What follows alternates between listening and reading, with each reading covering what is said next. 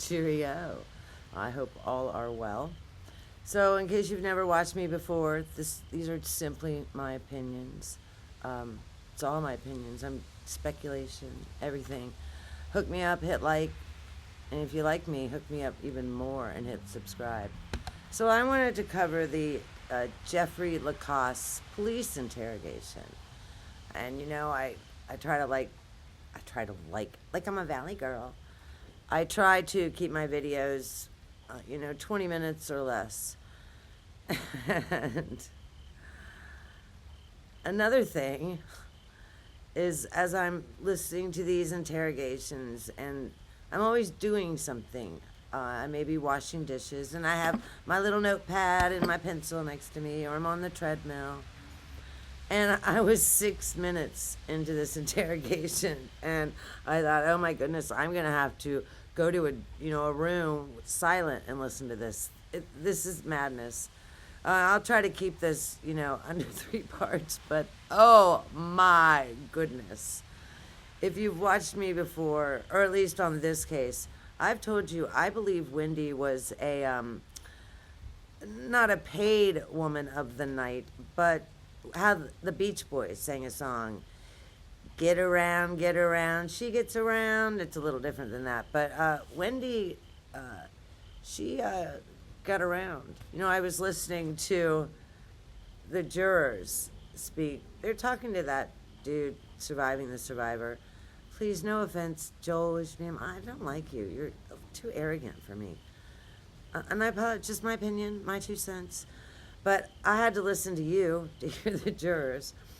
And they all spoke about Judge Everett himself got them snacks. And after the very first day, he drove to Costco and got the snacks.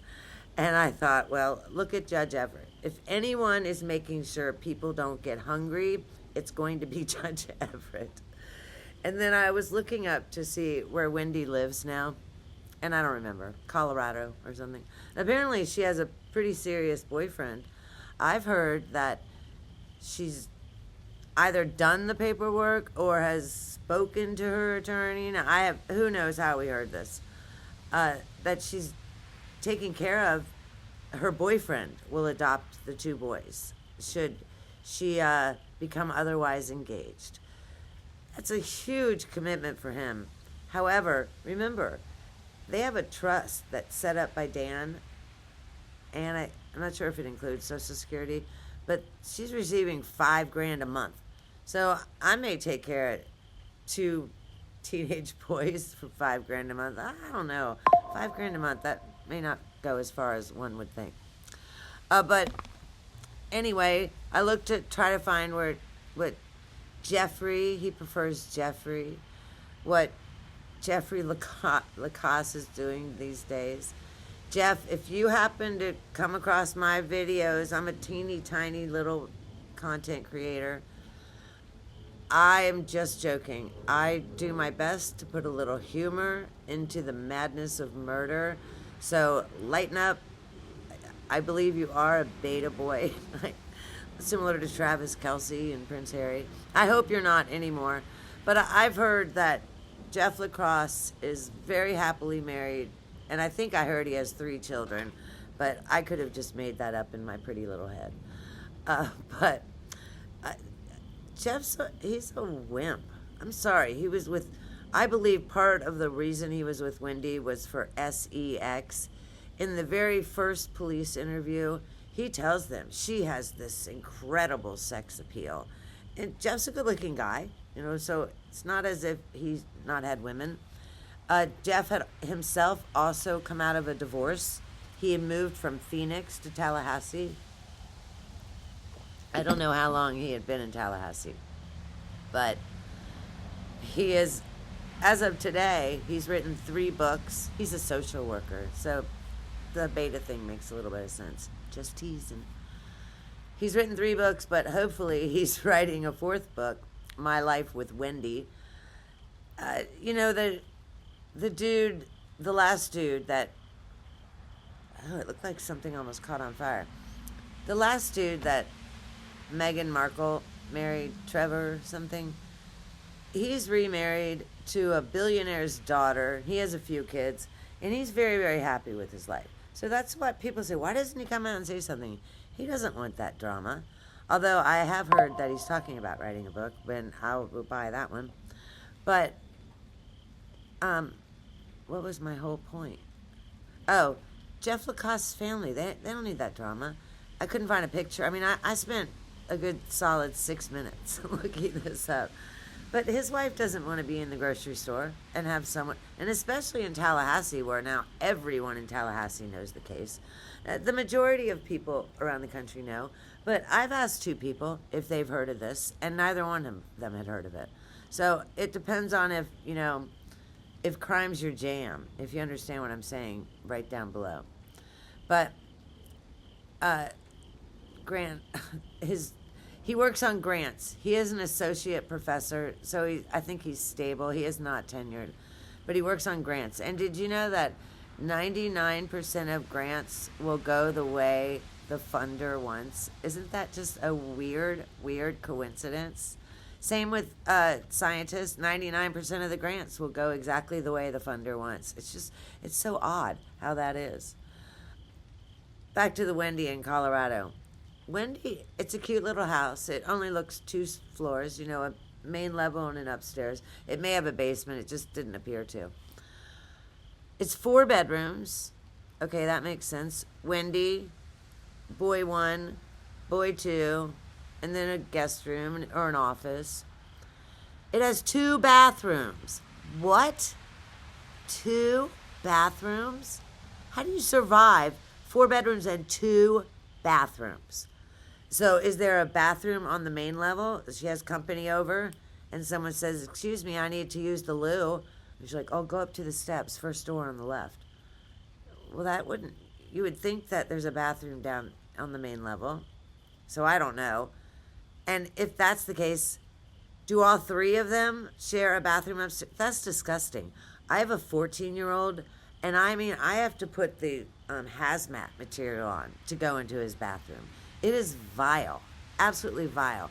And I have 2 really nice ladies that come and clean his bathroom every other week. It's still vile. And I make him, you know how you have to clean before your housekeeper gets there? I make him do that. And it's still, that's when I walk in, you walk in his room and there's a smell. It's disgusting. So I just want to know, we're fortunate. We have ensuite bathrooms on all the bedrooms. Absolutely not. 2 bedrooms, 4 bathrooms, not for me. Okay. I believe this is a direct quote from Jeffrey. I'm not positive. I was still sort of in shock. It was the best sex ever.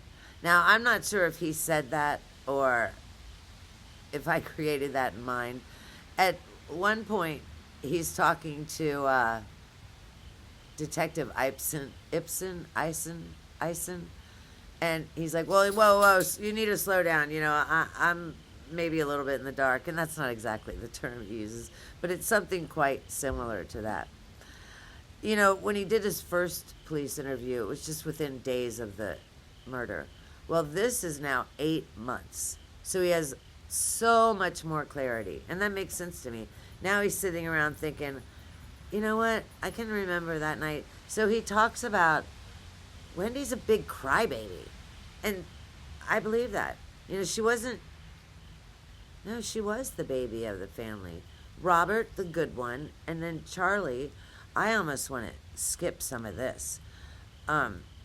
So all the months he dated her, every single day. They were together 4, 5, 6 nights a week. He heard how much she hated Tallahassee and what a jerk Dan was. So, of course, you hear that all the time, and it starts to be inbred. Inbred. I'll get to that in a little bit. In your mind. And so, he believed that. You're dating someone, and you want to believe what they're telling you. That makes complete sense to me. I told you she's a drunk. The term he said was she drank her dinner every night. She would drink that much with her when she had custody of the 2 boys, when they were with her. And he said she would have bruises on herself. she would fall in the bathroom. That drunk. He's claimed she's very manipulative. And again, why did he stay? sex. So I'm gonna get to Wendy cheating on him in a minute, and she cheated on him with a dude named Dave Sack. Change 2 letters, and what do you have? Sex. But he said Wendy was on pretty intense, I'm sad. Oh, depression meds. And her father prescribed them. Now, I realize her dad's has been through medical school, but he knows about my teeth.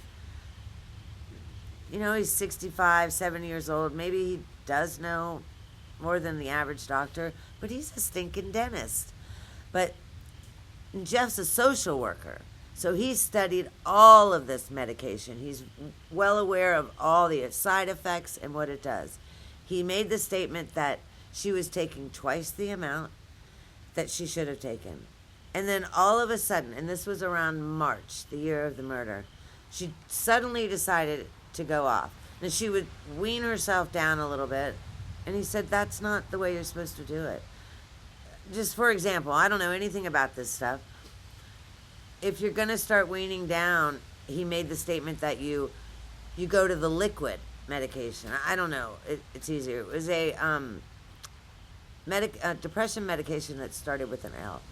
But she wasn't doing that. He said she would, for example, burn a cake in the oven and she would cry for 6 hours. Do you remember when he testified in Charlie's trial that he would look into the kitchen, or at least he did, look in the kitchen, and she would be hysterical? You know, what is wrong with this chick? She's a nut job. She's a drunk nut job whore. I'm just going to say it. I was trying to think of a kinder word. And I brought this up, how easy she was, a woman of the night, when I was talking about her mother. Her mother is all the time. She has the boys. She's picking them up from school. That makes sense. Wendy's at work. But all the nighttime, she makes a comment, I spend 25 to 30 hours a week with them. And this is when Wendy's still in Tallahassee. Huh? Well, if they're in school, that means you're with them almost all the nights. Who is Wendy out there sleeping with? My goodness. But, Detective Ipson said, I'm sorry, you need to slow down. I'm a little sheltered. That was the word he used. Okay. So Wendy's crazy. She's 100% the baby of the family.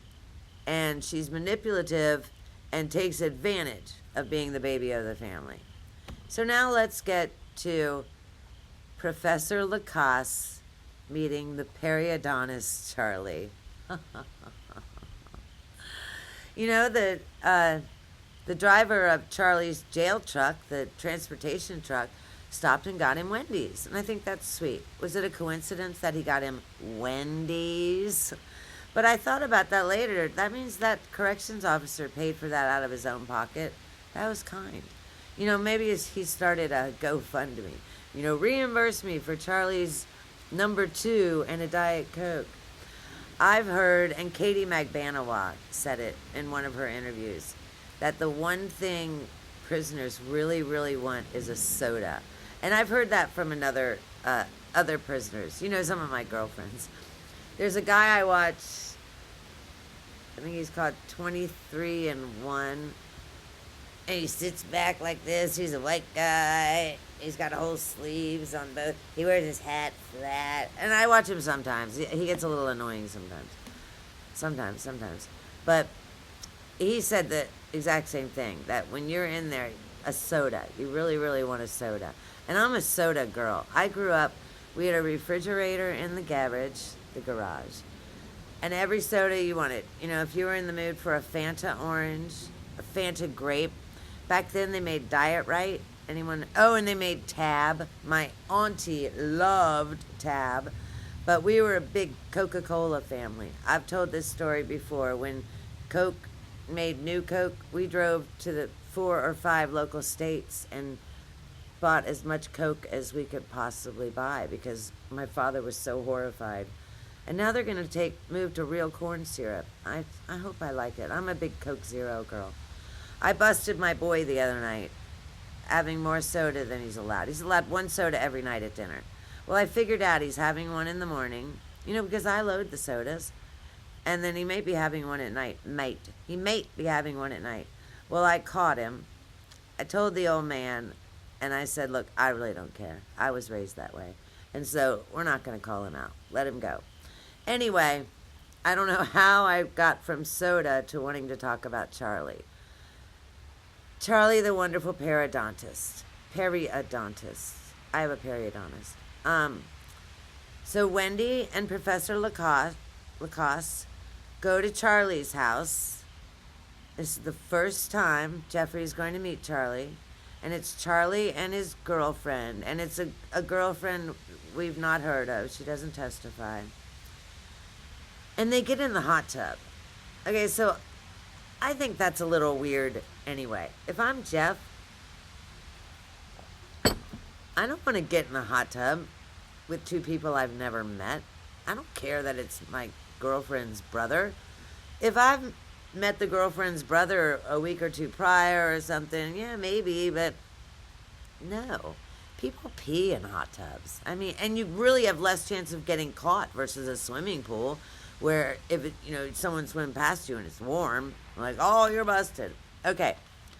So Jeff Lacasse says, Jeffrey, within 20 minutes of meeting Charlie, they're in the hot tub, and Charlie tells Jeff that he would go to South Africa to have sexual voyeurism things,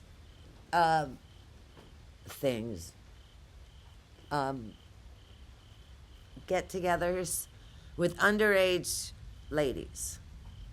So Charlie is telling Wendy's boyfriend, within 20 minutes of meeting him, these are things he does. Here's something else Charlie told him. Oh, and Jeffrey's shocked that Wendy is aware of this, as am I. My brother and I were tight when we were younger, but now my brother doesn't speak to me. But my brother never told me about any of his sexual adventures. And he definitely didn't write about it in a book, Harry. But, so remember I tell you who's in this hot tub.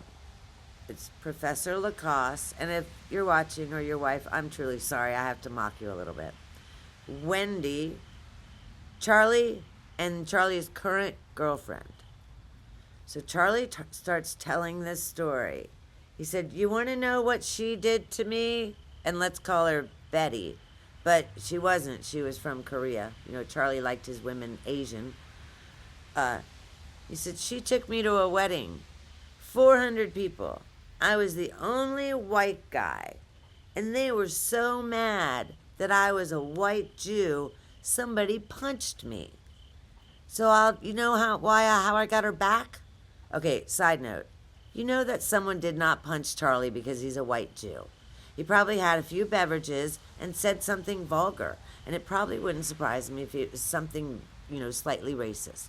And someone punched him, as he deserved. So he's looking at Jeffrey and Wendy across from him in the hot tub, bubbles going, in a bathing suit.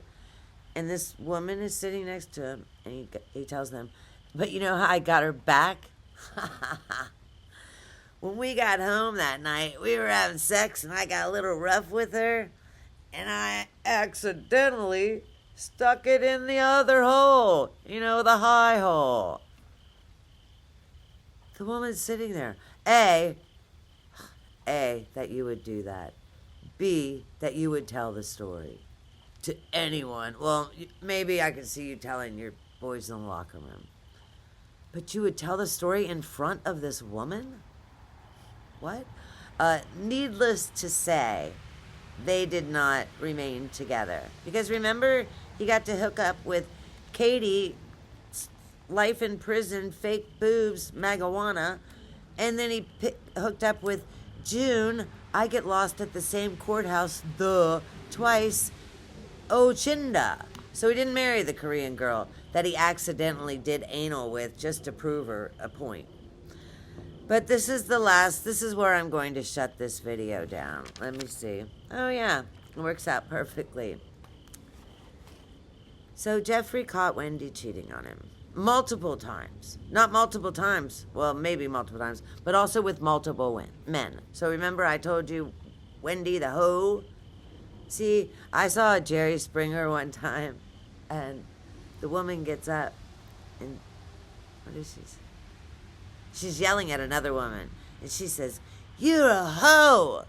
H-O-R-E, hoe."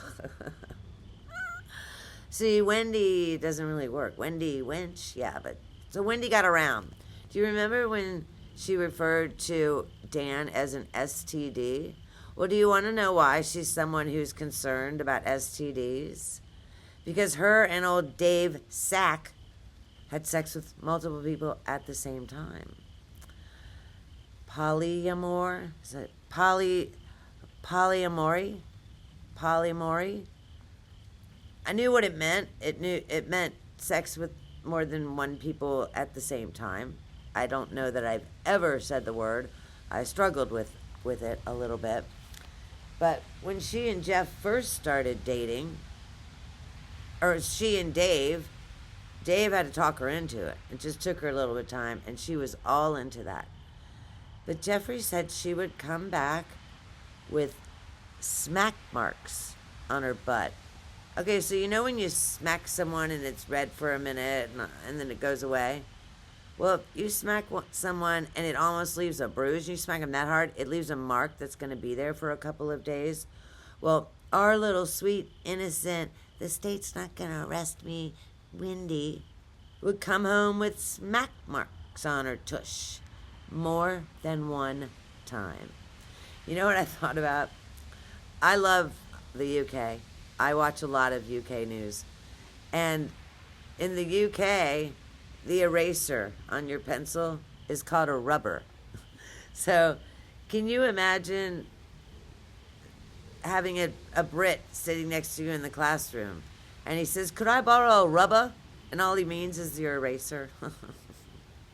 Okay, if you're still watching right now, I am shocked. Thank you. God bless. I'm humbled. Hook me up. Hit like. Do subscribe. The channel that gave me this idea, I think, was True Crime Matrix. I'll probably put a link below if I recall. If you're bored and you want to send me a few bucks, my buy on my coffee is below also. God bless you, and God bless this America. Toodaloo.